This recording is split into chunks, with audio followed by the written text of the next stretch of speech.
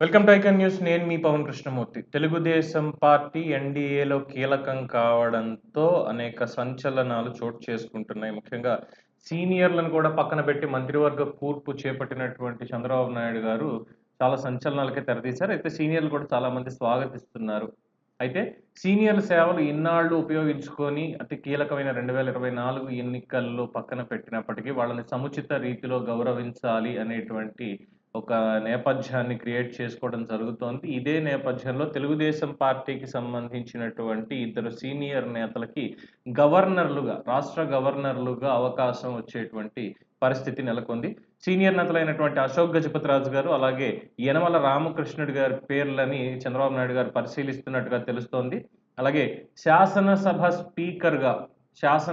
స్పీకర్‌గా అయ్యన్న పాత్రుడు గారిని నియమించేటువంటి అవకాశాలు ఎక్కువగా ఉన్నాయని చెప్తున్నారు. అలాగే ప్రభుత్వ చీఫ్ విప్‌గా ధూళిపాళ నరేంద్ర గారి పేరును కూడా ప్రతిపాదించే అవకాశం ఉంది అనేది తెలుస్తుంది. అలాగే వీళ్ళందరూ కూడా అయ్యన్న పాత్రుడు గారు కావచ్చు, ధూళిపాళ నరేంద్ర గారు కావచ్చు, మంత్రి పదవులు ఆశించారు. అయితే సామాజిక వర్గ సమీకరణాలు కావచ్చు, అలాగే యువతకి ప్రాధాన్యత ఇవ్వాలి అనేటువంటి రీతిలో కావచ్చు, మంత్రి పదవులు దక్కలేదు.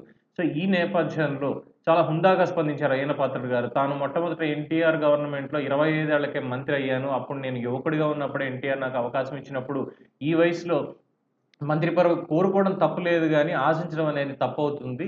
ఇప్పుడున్నటువంటి యువతకు గూడా అవకాశాలివ్వాలి. యువతకి అవకాశాలు ఇస్తేనే మరో అయ్యన్న పాత్రుడు తయారవుతాడు తప్ప, ఎప్పుడో ఇద్దాంలే అనుకుంటే కుదరదు. అందుకే చంద్రబాబు నాయుడు గారికి నేను ధన్యవాదాలు తెలియజేస్తున్నాను యువతకి ఇచ్చినందుకు గాను. మా సపోర్ట్ వాళ్ళకి ఎప్పుడూ ఉంటుంది. మా గైడెన్స్ అన్ని వేళలా వాళ్ళకుంటుంది. వాళ్ళు వేసే ప్రతి అడుగుని మేము జాగ్రత్తగా గమనిస్తూ ఉంటాం. ఎక్కడైనా తప్పొప్పులున్నాయంటే ఖచ్చితంగా వాళ్ళకి తెలియజేస్తాము. వాళ్ళకి మంచి ఫ్యూచర్ ఉండేలాగా మేము మార్గనిర్దేశనం చేస్తామని చెప్పి ఆయన చాలా హుందాగా స్పందించారు. అలాగే ధూళిపాల నరేంద్ర గారు కూడా అధిష్టాన నిర్ణయమే శిరోధార్యం ఉన్నట్టుగా ఉన్నారు. అలాగే ఆయనకి చీఫ్ విప్ పదవి వచ్చేటువంటి అవకాశం ఉంది. అయితే స్పీకర్ పదవి అనేటువంటిది అయ్యన్న పాత్రుడు గారికి ఇస్తే మరి రఘురామకృష్ణరాజు గారికి ఏ పదవి వస్తుంది?